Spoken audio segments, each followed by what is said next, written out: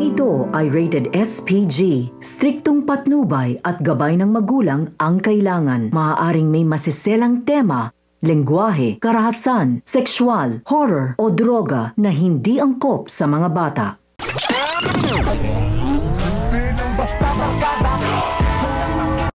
Sa paglaya nga ni Tanggol ay paliit ng paliit ang mundong ginagalawan nito at ni Ramon. Kaya naman itong si David ay hindi na mapalagay, lalo pat si Ramon na nga ang may hawak ng Quiapo at buong kamay nilaan.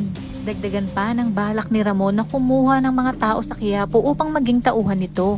Kaya naman iminungkahi ni David kay Ramon na wag nang ituloy ang pagkuha ng tao sa Quiapo dahil nakikita umano niya na problema lang ito. Ngunit hindi nga siya pinakinggan ni Ramon. Giit pa ni Ramon na kapag sa Quiapo sila kumuha ng tao ay mas titibay ang paghahari nila sa Quiapo. Ayon pa kay Ramon na kay David din naman umano lahat mapupunta ang mga ginagawa ni Ramon. Sa kabilang banda inutusan niya ni Olga ang kanyang dalawang tauhan na hanapin itong si Tanggol para tuluyan na. Ayon nga kay Olga na hindi sila pwedeng maunahan ni Ramon dahil batid ni Olga na si Ramon ang unang plano ni Tanggol na hanapin upang paghigantihan para kay Mokang. Pinuntahan naman ni Tanggol itong si Bubbles. Nasurpresa nga itong si Bubbles sa pagdating ni Tanggol. Hindi nga makapaniwala si Bubbles na silang dalawa ay makakalaya. Ayon nga kay Tanggol na may dahilan kung bakit sila nakalaya. Sinabi nga ni Tanggol kay Bubbles ang kanyang plano na gusto niya umanong yumaman at kailangan umano niya pag-aralan ng mabuti kung paano niya mahahawakan ng Quiapo at kailangan niya umano ng tulong ni Bubbles.